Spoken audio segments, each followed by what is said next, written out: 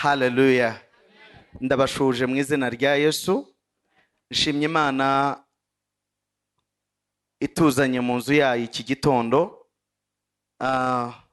Ndashaka gushima cyane Pastor Rwabicinga na Pastor Annette na Pastor Charles n'itsinda ryose bakorana umurimo w'Imana. Ndagira ngo mubampera amashyi menshi. Nkuko bababwiye koko ni inshuti zacu cyane, kandi iyo babaye inshuti zacu cyane ubwo namwe muba muri inshuti zacu cyane. Turabakunda nka famille, turabakunda nk'itorero, kandi dushimye Imana yadushyize kuri uyu musozi kugira ngo tuhinduke igice mu basaruzi b'ubwami. Amena. Yesu rero abaho umugisha. Uyu munsi nazanye, ntabwo naje jyenyine, nazanye n'abantu babiri. Ibo wa kabiri ahari sindamubona. Patrick niba turi kumwe. Patrick nguri uriya mugabo rero mumukomera amashyi. Uriya mugabo ambereye umugisha cyane, umugabo wubatse, ni umuhungu wanjye, ariko ni umugisha. Burahonja turi kumwe, aritonda, akunda Imana, kandi natwe aradukunda. Shima Imana kubwe cyane. Amen. Kandi nzi ko Imana izamuha umugisha urengeje uwo afite. Nazanye n'umuhungu wanjye, aka ni ka last born kacu. Ngaho gwino hano. Mumukomera amashyi uyu mukozi w'Imana. Aha, uyu bamwita Pst Gacura.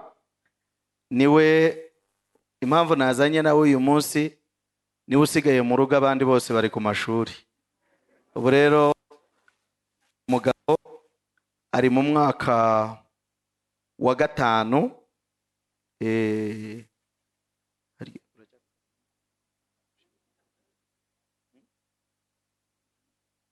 Uyu rero ubu ngubu ni ingabo y'igihugu. Gahunda ye niyo kuba ingabo y'igihugu. Ubwo murumva n'umutekano urakomeye iwacu. Yesu amuha umugisha cyane. Amen. Okay. Madamu urabashuhuje, na bamwe mu itorero bazi ko ndi hano babashuhuje cyane.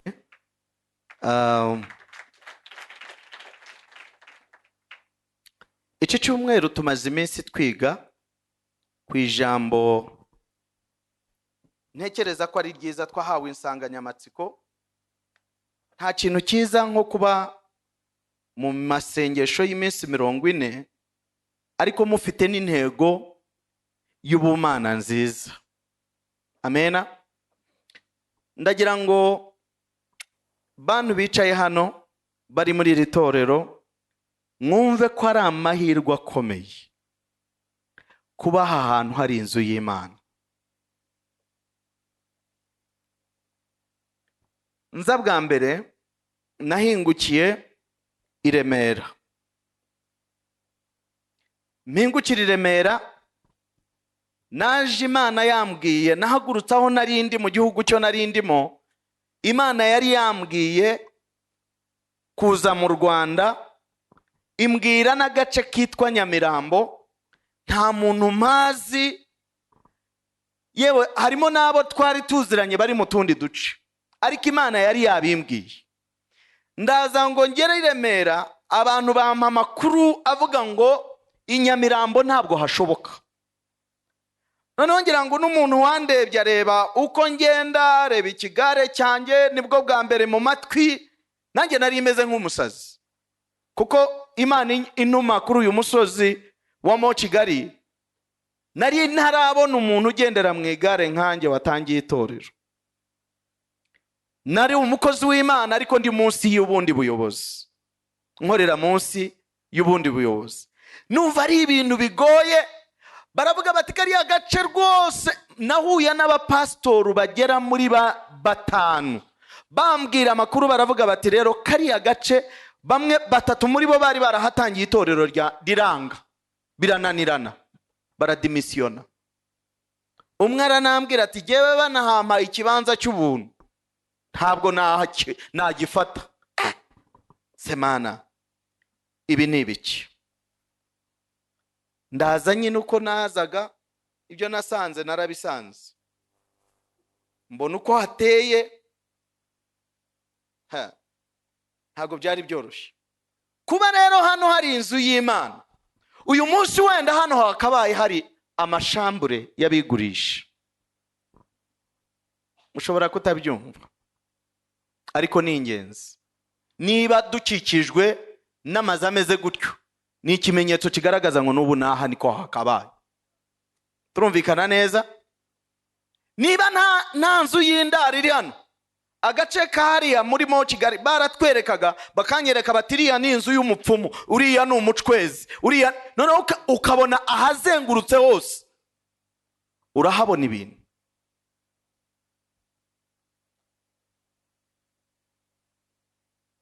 Abaje bakubitanye amacupa, abaje baniganye ibintu bitandukanye, ariko kubona inzu y'Imana ihagaze irimo abamambure bangana gutya hano muri uyu musozi wa Nyamirambo ni igitangaza. Ni igitangaza kandi gikomeye. Niba rero ari igitangaza, mureke turushaho kubibona nk'igitangaza, natwe duhamye n'Imana ko Imana yacu ikora ibitangaza. Dukora ibigiye guhindura uyu mudugudu, aho hantu hari inzu z'indaro, aho hantu hari amarogi y'abantu bigurishirizamo, nabo bazagera igihe bakizwe, nabo baba bamambure. Ni ikintu gikomeye cyane. Haleluya. Mfite ijambo uyu munsi rivuga ngo nimuze twubake inzu y'Imana, niryo nshaka kuvugana namwe. Ndabizi dufite insanganyamatsiko yo dukura mu gitabo cya Hagayi igice cya mbere umurongo wa 7 n'uwa 8. Haravuga ngo Uwiteka Nyiringabo aravuga ati, nimwibuke ibyo mukora, nimuzamuke mujye mu misozi, muzane ibiti, mwubake urusengero, nzanezezwa narwo kandi nzahimbazwa, niko Uwiteka avuga. Ntabwo ari gacura. Amena. Ntabwo ari gacura, ntabwo ari pasa rwabicinga, niko Uwiteka avuga. Tugeze mu gihe abana b'Imana bacunguwe bakeneye kubona umugisha Imana iduhaye, tukumva inyungu za mbere zikeneye kunguka mu mugisha Imana iduhaye, ari inzu y'Imana, ari umurimo w'Imana. Kuko reka mbabwize ukuri, ibyo dukora hano bizasigara hano. Bamwe mufite amasambu manini cyane, ariko umunsi wanapfuye ntabwo bazayiguhambamo.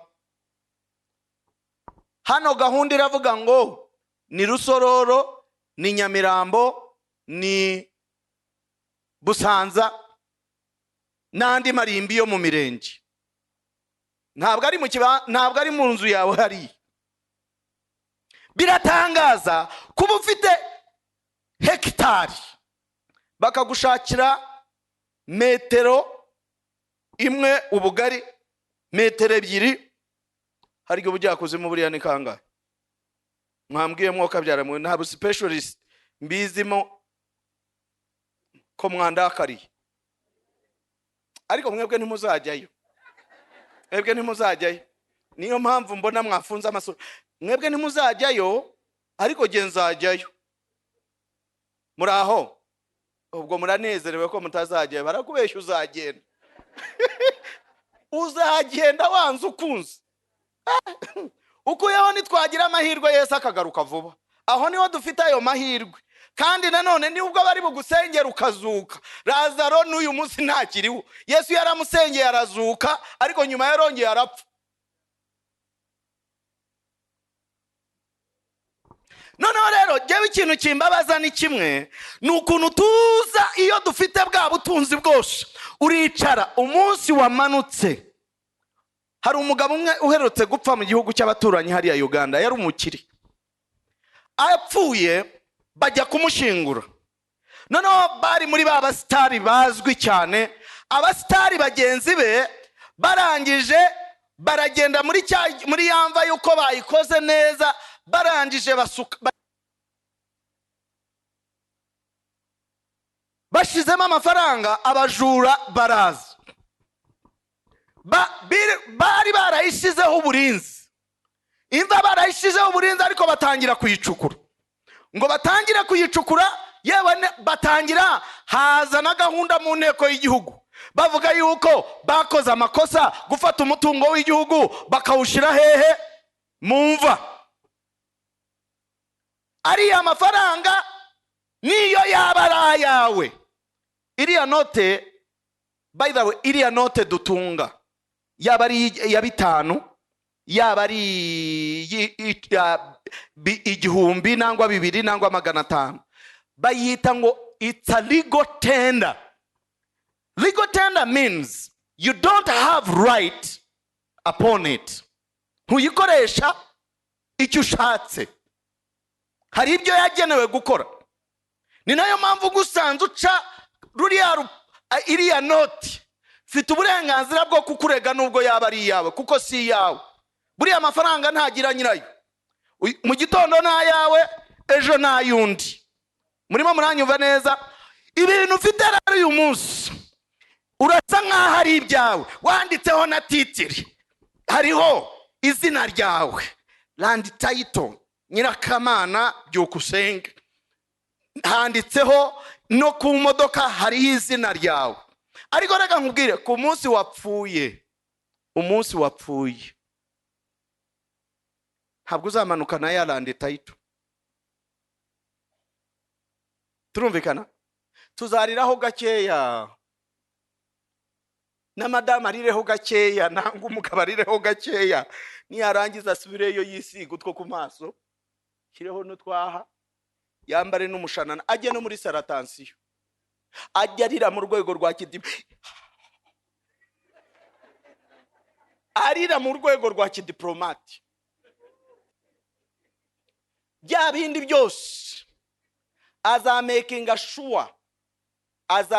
sure, baragusaka bakamakinga sure ko ntacyo manukanye.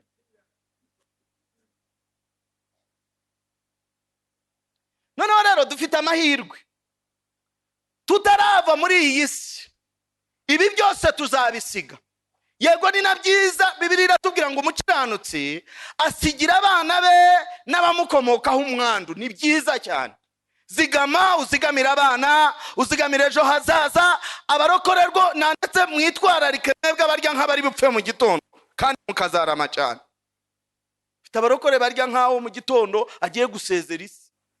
Witwararike buri mugisha wose ufite, ufate neza nk'ahejo ufite umunsi uzaga. Kuko reka nkubwire, uko utekereza, Yesu yaratubwiye ngo ndagiye kandi ngiye kugaruka, ariko haciye imyaka 2000 irenga na 20 ntabwo araza. Muraho? Ndagira ngo uzirikane ibi. Ukeneye gukorera Imana nkaho uri bupfe mu gitondo, ukitegurira ejo hazaza nkaho uzabaho iteka ryose. Mwabyumvise? Ayo magambo muyazirikana. Ariko integuro ya mbere, bene data, turimo turategura ibyaha, ariko ntabwo dutegura ibyaho tuzaje. Aho tuzajya niho tuzamara imyaka myinshi. Imirimo dukora bene data, buri kushora mu bwami bw'Imana, buri kushora mu nzu y'Imana, buri cyo ukorera Imana, nyuma y'ubu buzima tuzagisanga. Murimo muranyumva? Niyo mpamvu rero ijambo riratubwiye ngo nimuhaguruke mugende mushaka ibiti. Ntabwo tukizamuka murimo Kigali ngo tugenda tujye gutema ishyamba rya leta. Oya, biradusaba kugira icyo dukora ngo inzu y'Imana yubakwe. Ijambo riratubwiye ngo nimuze twubake inzu y'Uwiteka. Ndagira ngo twihute tujye mu gitabo Ingoma za mbere igice ni icya 9. Ingoma za mbere igice cya 29 umurongo ni wa 9. Havuze aya magambo: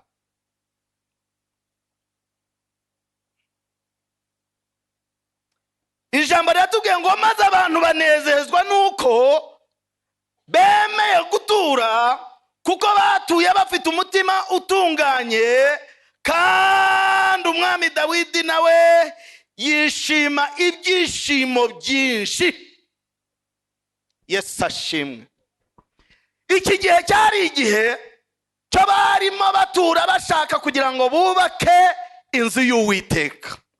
Ijambo ry'Imana riratubwiye ngo maze abantu banezezwa nuko bemeye gutura.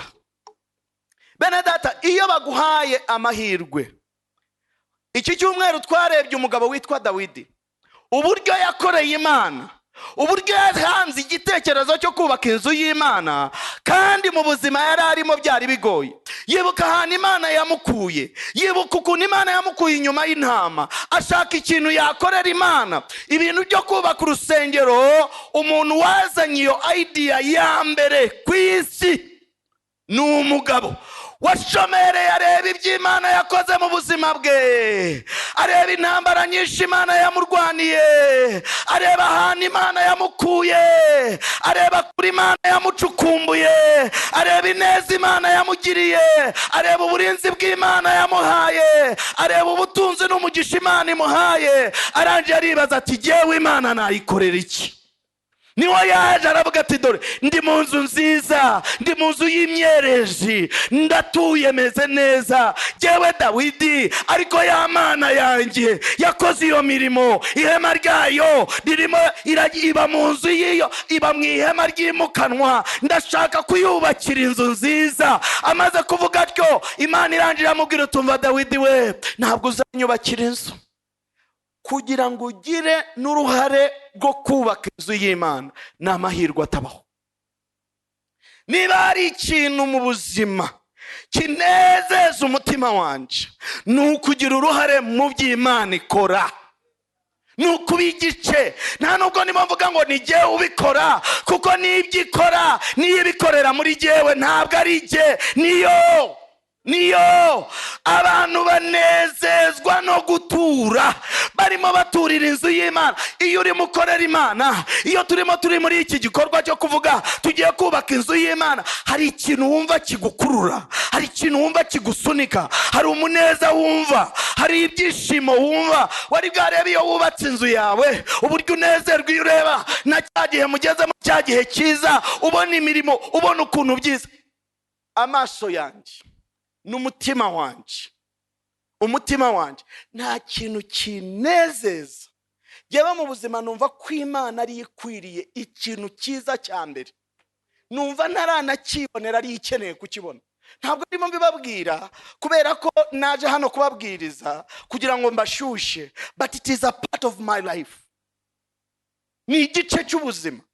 Numva nta kintu, kuko iyo nshubije amaso inyuma, amateka yanjye ntabwo amakuba ndahangaha, amateka yanjye ntanyemerera kuba nahagarara hano kuri iki gituti, amateka yanjye ntanyemerera kuba navuga izina ry'Imana, amateka yanjye ntanyemerera kuba naba ku rutonde rw'abakorera Imana.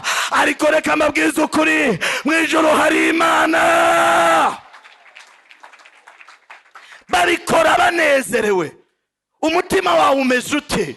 Hari abantu iyo turimo tuvuga nk'ibintu nk'ibi ukabona umuntu yahinduye isura, ariko hari abandi Bibiliya iratubwira, yaratubwiye ejo bundi kuwa gatanu, iratubwira ngo abagore bafashe amazahabu, bamwe batari bafite n'ibyo bafite, amazahabu batashoboye bayakuye ku matwi, bayakura ku mazuru, bayakura mu ijosi. Icyanditswe twaragisomye, barabizana ngo abantu batura ibintu bagera no ku rwego rwaho batuye ibisaga. Wow! Ngo kandi babikoranye umutima unezerewe,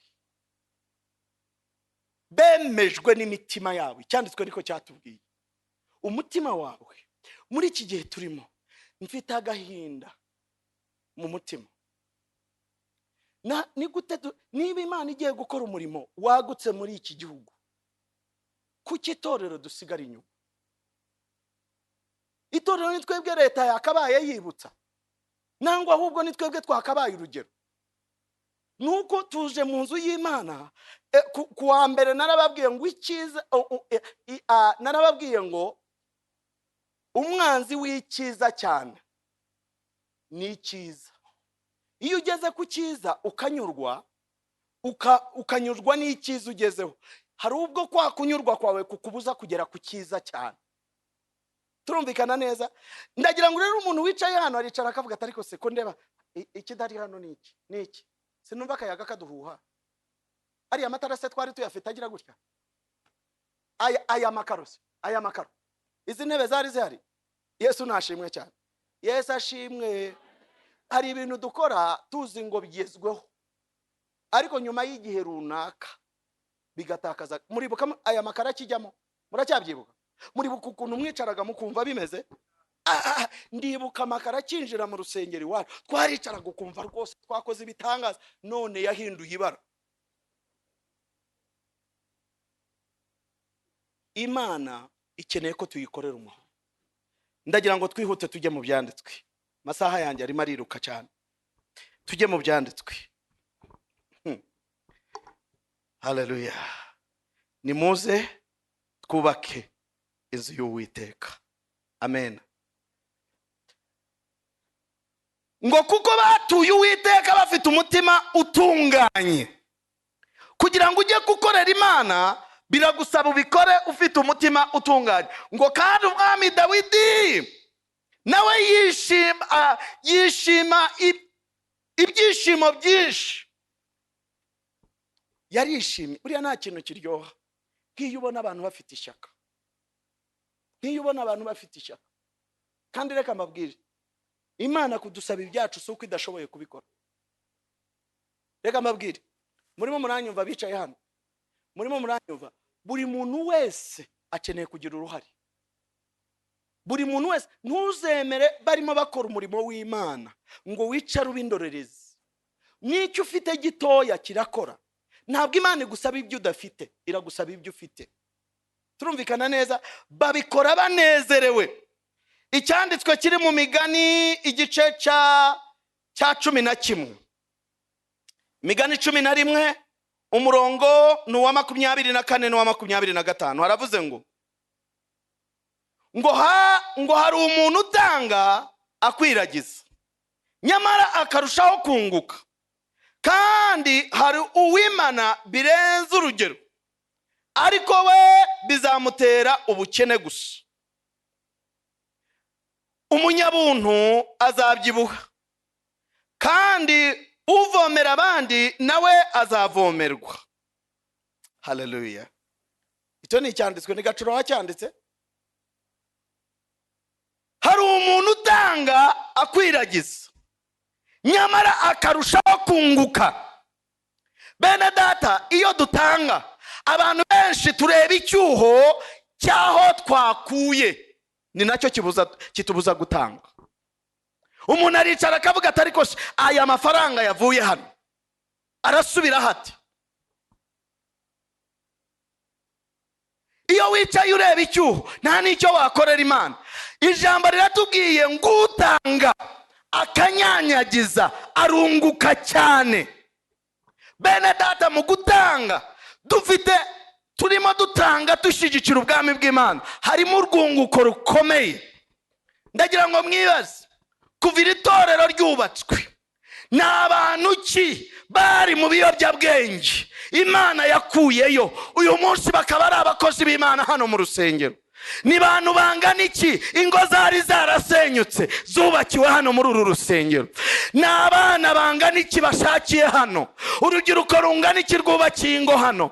Ni abantu bari barwaye indwara zitandukanye bangana iki bakiriye hano? Ni abantu bangana iki bari baracitse intege bakeneye ihumure bahumuririjwe muri iyi nzu? Ndagira ngo mbabwize ukuri, buri kintu cyose, niba hari uwakoze, niba hari uwagize urwo ruhare, ntabwo Imana ishobora kwibagirwa umuntu watumye iryo torero ryubakwa. Ni nayo mpamvu bene data, muri iyi karitsiye hari abantu benshi barushe, baremerewe, bashaka kuruhurwa, ariko bakeneye gutegurirwa aho bazaruhukira. Ni muri iyi ngoro hakeneye abantu bafite umutima wo kunyanyagiza.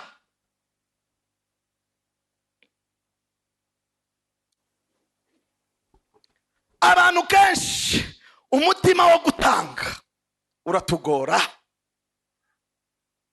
Na cyane mumbabarire mbabwira ibi, mbaye imyaka maze hano muri iki gihugu ntabwo ari myinshi, bamwe murayindusha, ariko iyo mbayemo, abanyarwanda turi abana beza, dukunda Imana, ariko abanyarwanda dufite ikibazo iyo bije mu kintu cyo gutanga. Kandi reka mbabwize ukuri, umuntu utanga aba ameze nk'uburokitiyo y'umugisha. Udatanga nako, umuntu udatanga aba buroka amahirwe y'umugisha. Dufite abarokore Imana ihaye umugisha, ariko bamwe batajya baba n'abizerwa, yaba ari ugutanga, yaba ari by the way, bamwe barimo muburana ibya 10 n'amaturo. Ibya 10 ni ikintu giherwaho, ni nka kurya ubona kana kiga ibintu byo guhera barizi. Umurokore umaze imyaka nta nubwo twakagiye dukirana nawe, kuko reka nkubwize ukuri, gutanga icya 10 ni nk'akana kiga kamwe tujya tubwira dede. Dufite n'abarataratangira bamaze imyaka 15, hari n'abatangiranye n'uru rusengero batariga dede. Rero murandakari, ngiye kubabwira kandi uyu munsi ni uwanyuma. Ntabwo ndi bubasaba itike, ndayifite rwose, umve bambwira ngo amen. Ndashaka kubabwira icyangiriye umugisha, ndashaka kubabwira icyakuye umugabo wakabaye ari ku muhanda afunguza uyu munsi. Hari igihe dukeneye kubabwira ukuri. Niba hari ibintu bingora, topic pastor umbabarire, ubu murumva nigaragambije kino cyumweru ndimo ndababwira ibi ngibi, ariko niba hari topic ingora kubwiriza no gutanga, ndakabihagararamo kuko nzi inyungu zabyo. Jyewe n'ikintu kimwe cyankuye kuri iyi topic, nkumva nkayigenda mu gahoro, ntabwo ari ikindi. Nari nzi neza ninatangira kubibwira abantu bazi ko umuntu ugenda nkanjye gacura aba ku muhanda afunguza bati yahinduye icyerekezo, harimo arabikorera muri cyacu. No mu rusengero nyobora, niyo naba ngiye gupfa, ntawe ushobora kumenya icyifuzo cyanjye. Imana nikubwire, ibisigaye Imana irabizi. N'ubuhamya bwose maze iminsi mbaha, ntabwo mba nagiye ngo mbwire abantu ngo bimeze bityo. Imana yonyine niyo ikora. Kubera iki? Iyo ukora nayo irakora.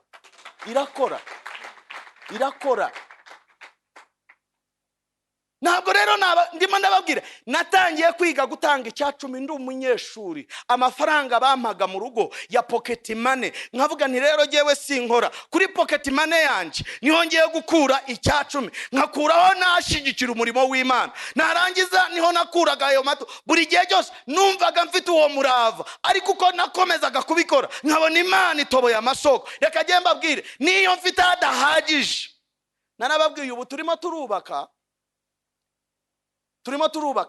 in between today and August next year. Dukeneye nibura ku nyubako amafaranga atari munsi ya miliyoni 150 kugira ngo turangize. Ayo mafaranga ntayo dufite. Iyo numvise barimo bavuga ngo nka kuri Assemblies barimo barubaka, ndagenda nkazana yandi yanjye adahagije, nze nanjye mbibe hano kugira ngo nanjye Imana ireba yo dukeneye hari iwacu igira ikikora. Iyo udafite ikidahagije wiga ibanga ryo kubiba. Abandi bamwe iyo turi mu bikorwa byo kubaka nta nubwo haguruka. Basa yababwira, baramamagara muri fundraising zitandukanye, ndagenda suko mfite menshi, ntayo mfite, ariko mfite kwizera kuvuga ngo iyo biba iyi fact, let me tell you, ibanga ryo kubiba niba hari ikintu gihari cy'ukuri niryo banga.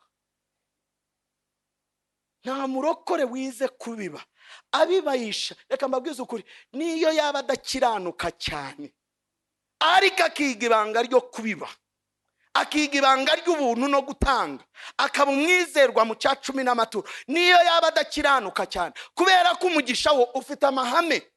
Agakiza n'ubuntu, yewe nibitangaza ntabwo tubigura, ariko nabyo hari icyo bigusaba. Ariko ikintu cyitwa umugisha, iyo tubahirije amahame y'umugisha, umugisha ugucaho ukajya kuba kandida bawukeneye.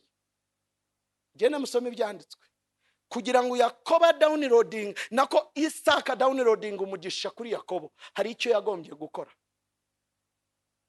bamwe turi hano mu mugisha gitare cy'amahanga ndawushaka, aho watorokeye ndawukurayo mu izina rya Yesu. Urapfunuka mu gihuru, urapfunuka. Utarapfunuka mu gihuru nubanza upfumuke kuri konti yawe.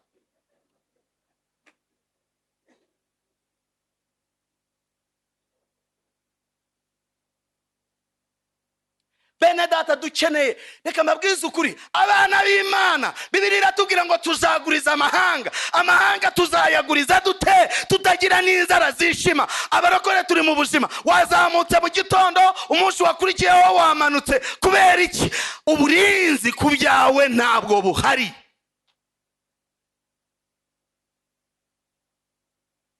Let me tell you, you cannot outgive God.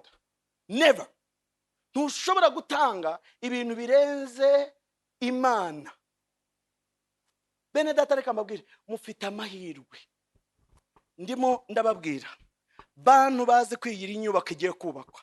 Uyu ni umurima mufite, ni umugisha mufite, ni umugisha mufite. Nimwahumiriza Imana irazana abandi babikore, ariko mu mugisha urabo barenga. Reka mbabwize ukuri, it doesn't matter what you do, whether you participate or not, Imana igomba gukora umurimo wayo. Numwe wenyine. Dufite abantu muri iyi minsi bamaze kumenya ibanga. Nari ahantu hamwe, nagiye ahantu muri fundraising, imwe ngo ngereyo, noneho biriya tuba turimo tuvuga bene data, nicaranye n'umuntu. Umuntu aricara mwibanga atanavuze, yandika sheke ya miliyoni 200 arimo ashyigikira umurimo w'Imana. Ndareba ndavuga, Mana, ntabwo nimo mbabwira ngo mugende muzizane zose ngo mubikore, ariko naribajije, narahavuye mva nimo mvuga, Mana, ntabwo turamenya gutanga. Hari n'umuntu ukora ikintu nk'icyo agashaka ngo bamuzane mu mwanya w'imbere. Mwambonye? Ariko this person did it in a silent way.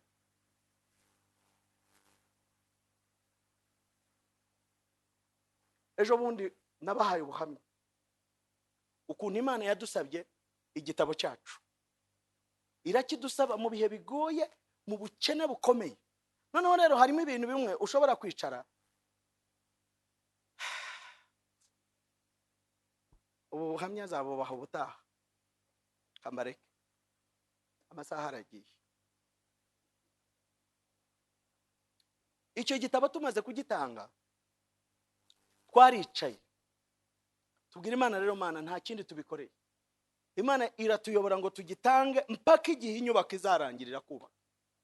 Icyo gitabo narababwiye ubushize nikimaze crazinga miliyoni 75 ku nyubako y'urusengero. Ni amafaranga yakabaye ahinduka umutungo wacu, yakabaye ari umutungo wacu nk'umuryango. Ariko reka mbabwize ukuri, we never missed a mark.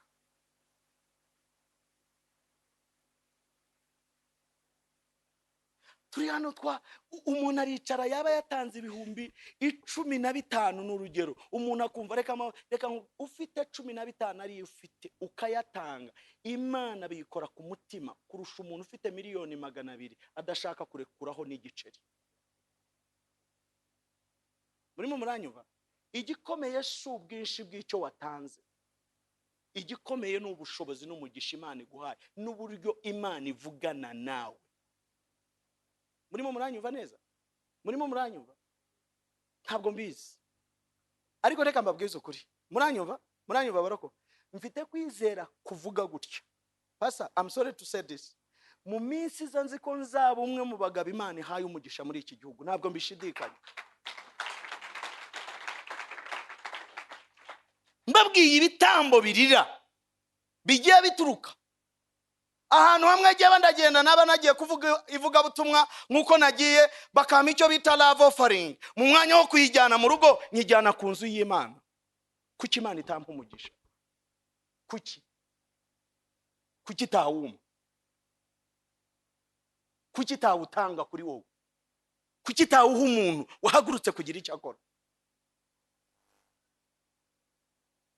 turaho turimo turitotomba, umugisha uri hehe Mana ko nakijijwe? Ntabwo ushobora kubaha amahame y'umugisha.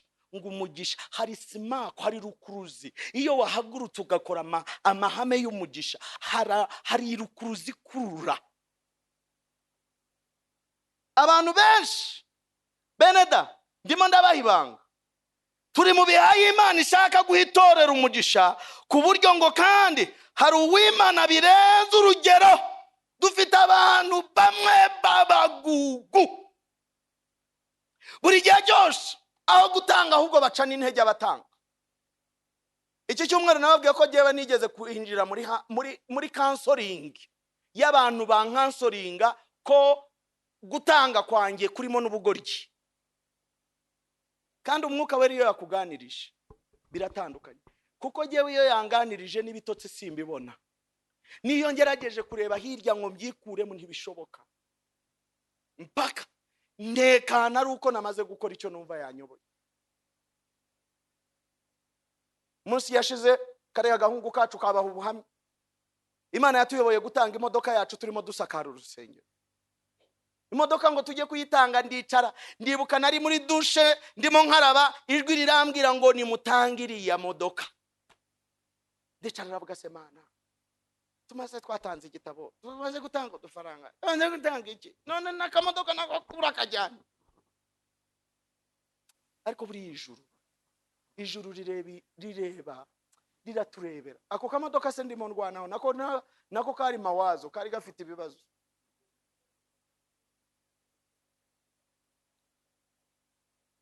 Ariko turayitanga. Niyo yatujyaniraga abana ku ishuri, niyo yadufashaga mu kazi, niyo yadukoreraga akazi. Ariko mu ijuru hari Imana. Hari Imana. Umuntu wifuzaga ingorofani ngo bayimusunikemo, uyu munsi kumva ngo yatanze imodoka ni igitangaza. Ni igitangaza. Hari imyaka nifuje kunsunika mu ngorofani, nanjye byonyine ndicara nkibaza niki twaha Imana, niki twayiha, ibyo dukoreye ko ari byinshi. Dufite ideni. Bene data, mureke ibi bintu byo tugenda abantu barimo baduca intege, abantu urazamura itorero abarokore basaba. Reka mbabwize ukuri, ntaho niba amafaranga abantu mugende murebe bije y'abagabo benshi, bije y'abagore benshi ziri mu maroji, ziri mu tubari, nayo bajyana mu rugo ntaho ahuriye nabyo. Umuntu akaza, jewe ndimo ndakora bigiye guhindura ubuzima bw'abantu, jewe bakaza bakaba ari je batunga urutoki. Why? Mujye mureba buri kabari kose nimugoroba, mureba amamodoka aparitsemo. Nigeze kujya Nairobi ngo njye kureba, nsanga hari inzoga yanditseho $5,000 by'amadolari. 5,000. Tibaza ibi birashoboka? Possible. And people are buying them. Umuntu akananirwa kugira ngo aze yubake ahantu abantu bagiye kubohokera. Baroko, ndashoje komera Yesu amashi.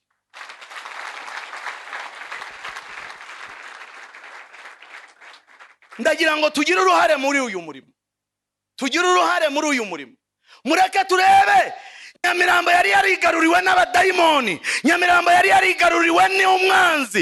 Iki ni cyo gihe umucyo witangaza umurikira kuri uyu musozi, abantu bamenye Imana ko naho Imana itakora, n'ahantu haturaga umwijima birashoboka ko hatura umucyo, kubera abana b'Imana bahari. Ni twebwe dukeneye kwambura igisuzuguriro uyu musozi, kuko nitwe ba ambassadors Imana ishize hano. Pastor, ndizera ntashidikanya hano hari abantu bafite umutima. Iki cyumweru narabibonye, hari abantu bafite umurava n'ishyaka yo gukorera Imana. Kuri uyu munsi ntabwo turi babwire ngo uze hano tubwire oya, ariko nibaduhe twadupapuro.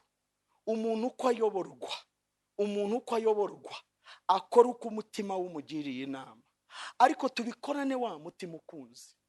ubikorane umutima ukunze. Twubake inzu y'Imana, aha abantu bagiye guhumuririzwa, abantu bameze nk'agacura, utararebaga ko afite icyerekezo, utararebaga ko hari urukundo rw'Imana ruhari, ariko inzu y'Imana nkaba ariho mpumurizwa.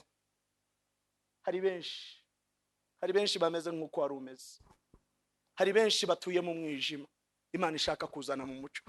Wazamura ikiganza aho uri bakakaguha.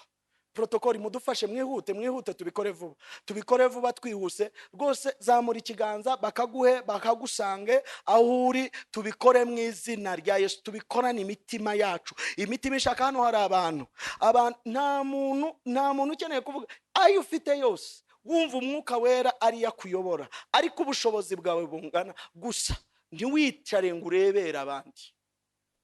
Hari akaririmbo kera twajyaga turirimba, sinzi ba hano hari abazi ikigande. Karavugaga, moyi uzi ikigande? Reka da, ntacyo. Karavugaga ngo sijya kuturanga basiga, nange kansige nabo, bwe bari banga bakungula, nange kungure nabo. Karavugaga ngo ntabwo ndi bwicare abandi babiba, kuko ubwo bazaba babiba nange nzabibana nabo. Ariko igihe nubwo aba bageze igihe cyo gusarura, nange nzasarurana nabo. Amena. Hari igihe rero iki ni igihe cyo kubiba. Igihe cyo kubiba ntabwo kiba cyoroshye, ni igihe cyo wigomwa, ariko igihe cy'isarura kirahari. Amena. Ntabwo turi bwicare ngo tubindorereze abandi babiba. Icyo ufite cyazana itandukanye, ugikorana umutima wawe wose. Haleluya, haleluya. Reka mbasabe abamaze, turacyabona utagezweho yazamura ikiganza, utagezweho yazamura ikiganza. Protokoli mwitegereze neza. Amen. Abaririmbyi nabo mwabagezemo baha ngaho. Kandi mwebwe muraririmba, ni mwebwe munakandagira hano cyane. Ariya kwa ba Moyize bo mwagezeyo ntabwo umva Moyize bari abantu ahubwo nibo ba mbere mukeneye. Bariya n'Abalewi bakomeye, zigereyo cyane. Ntugire n'ubusimbuka ahubwo ngira niba byemezwa n'umutima, ntabwo turi buguforce. Amen, amen. Mureke dukorera Imana, Imana ibaha umugisha. Muhaguruke. Ngiye gusaba abo bantu bafite utwo dupapuro mu buryo bwo kwizera. Ndashaka gusengana nawe. Umuntu ufasha ako gapapuro, ndagira ngo ukazamure ngusengere aho uri. Ukazamure, waba wakanditseho waba utarakandikaho. Ndashaka gusengana nawe. Data, mu izina rya Yesu, magaze mu butware n'ubushobozi nahawe nk'umugaragu wawe. Ndagushima ku iki cyumweru wantumye hano kuvugana n'ubwoko bwawe. Mana, ibyo wampaye ndabibahaye. Hari abagabo n'abagore bumvise iyi mbuzi, bumvise ukuguhamagara, bumvise uyu muteguro. Mana, biteguye guhagararana nawe. Hari ababikoze muri iki cyumweru, hari ababikoze nonaha. Ndahagarara nk'umugaragu wawe, ndabaturaho umugisha mu izina rya Yesu. Umugisha uhindura ubuzima bw'abantu. Mana, bamwe babikoze mu kwizera kubera ko umutima wabo bibemeje. Mana, ubayobore kandi urimo bayobora. Ndatura umugisha mu izina rya Yesu. Utobora umugisha mu byo bakora, isoko y'umugisha itembe. Ndakwingize mu izina rya Yesu, ubarwanirire muri byose. Mana, buri muntu uhagaze akagira icyo akora nazicuze mu izina rya Yesu. Reba indoto bafite, reba projects bafite, reba vision bafite, reba ejo hazaza, reba abana babo, reba akazi kabo, reba iterambere ryabo, reba gakondo yabo. Ndakwingize mu izina rya Yesu, tobora amasoko nk'Imana, baha umugisha, ududubize Mana. Let them be the scent of your blessings. Channel your immense blessings upon them. Rain the showers of the blessings, Jehovah. Reka ikiganza cyawe kigaragare. zamura twese tuzamura ibiganza byacu. Data mu izina rya Yesu ndagushima kubwira iteraniro, ndabaturaho umugisha mu izina rya Yesu. Hari abantu bahagaze kuva ku wa mbere bagakora umurimo wawe, beyitanze, bakoze ibitandukanye, abarimo bagusenga, barimo bayobozwa nawe. Ndakwingize mu izina rya Yesu, ndabaturaho umugisha, ubuzima bwabo nibusigara uko bwari bumeze. Zana ishyaka, zana umurava, zana guhirimbana, zana inzara n'inyota. Ndabaturaho Mana abarwayi ubakize, abastruggling financially uhindura ubuzima bwabo mu izina rya Yesu. Ikiganza cyawe kigaragare, ukuboko kwawe kugaragare. Mbatuyeho umugisha utagabanyije Mana mu banyamugisha, reka nabo bamenyekane muri iki gihugu cy'u Rwanda. Igihe kirageze ubutunzi bugaruke mu nzu yawe, abana bawe ariko kunyura muri aya mahirwe yo gushigikira umurimo wawe. Mana ntihazagire muri bo uwikorera amaboko, uwo bakora ku matama bavuga ngo ya Mana batubwiraga irihe. Seruka Mana, seruka, seruka ubarwanirire, seruka ubashigikire, seruka mu izina rya Yesu. Buri kibarwanya ijuru rikirwane, buri kibahagurukira ijuru rigihagurukire. Buri myambi y'umuriro iraswa ku mitima yabo, iraswa ku bugingo bwabo, iburizwemo mu izina rya Yesu. Mana ndavuga ngo babundikize amababa yawe, batwikirize neza yawe, bahoze amarira, bahumurize, bereke kuri kumwe nabo. Iri torero rirubakwa, turasenga tukwinginga Mana, amafaranga akenewe Mana narenga araboneka mu izina rya Yesu.